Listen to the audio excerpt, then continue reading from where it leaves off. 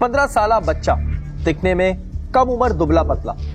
इस बच्चे को बरहना करके इससे सवालात किए जा रहे हैं। रात में क्या करने आए थे यहाँ पे? यहाँ से जा रहे थे ताश खेलने पहाड़ी। इधर पहाड़ी पे? ये ऊपर पहाड़ी बिस्मिल्लाह शाह बुखारी के पास। वीडियो बनाने वाला ये कह रहा है कि ये बच्चा चोरी के गर्ज से इनके घर आया था। बच्चे का कहना था कि वो गाय ज़िबा करने इस इलाके में आया था और आज पैसों के लिए आया था। कसाई के काम पे तो आता हूँ, वो आगे पीछे जाते हैं। किस घर पे आते कसाई के काम पे?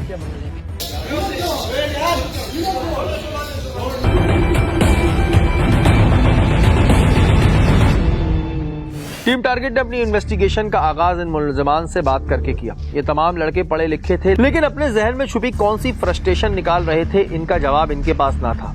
ये दिल ही दिल में इस लम्हे को कोस रहे होंगे, लेकिन वो कहते हैं ना कि पछतावा क्या जब चुड़ियां चुग गई खेत। आपका एक क्लिप है, अगर मैं गलत नहीं हूँ, रस्सी से आप मार रहे हैं, अगर if I am not wrong. रस्सी हाथ में है, मैं उसको बोल रहा हूँ पैंट ऊपर करो अपनी। आपको नहीं लगता कि कुछ ज्यादा हो गया? डंडे उसमें इस्तेमाल हो रहे थे, ठीक है जी, पिस्टल एक बंदा लेके खड़ा हुआ है, लेकिन एक 15 साल के बच्चे के साथ इतना लंबी इंटेरोगेशन की क्या जरूरत थी? मतलब पुलिस को बुलाया जाता है ना, कानून ये कहता है 15 साल का बच्चा है, उसकी कौन सी जिस्म पे कौन से हिस्से पे लग जाए पता थोड़ी है यहाँ मारना है या यहाँ नहीं मारना। इन लड़कों में से एक मैट्रिक क्लास का बच्चा भी था। बेटा तुम्हारा शारिक कौन सी क्लास को? मैट्रिक। क्यों मार रहे थे डंडे से? गुस्सा आ रहा था तुम्हें?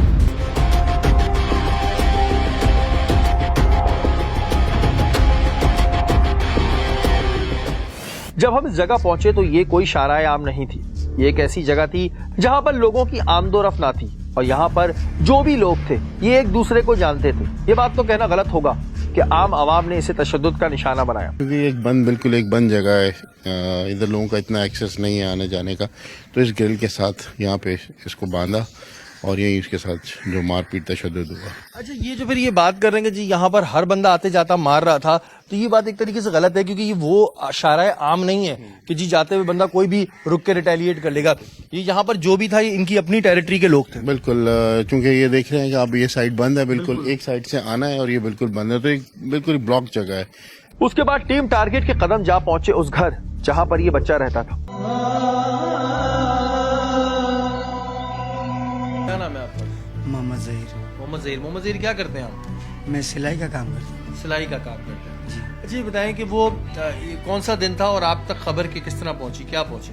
हमारे पास हफ्ते को खबर पहुंची, वो 6 बजे मीडिया में देखा हमने। अच्छा, आपको वैसे नहीं पता? नहीं, तो ये घर से टी शर्ट पहन के गया था शाम को, काली टी शर्ट जी, जिस पे लिखा हुआ था मेरा भी अपना ड्रामा है।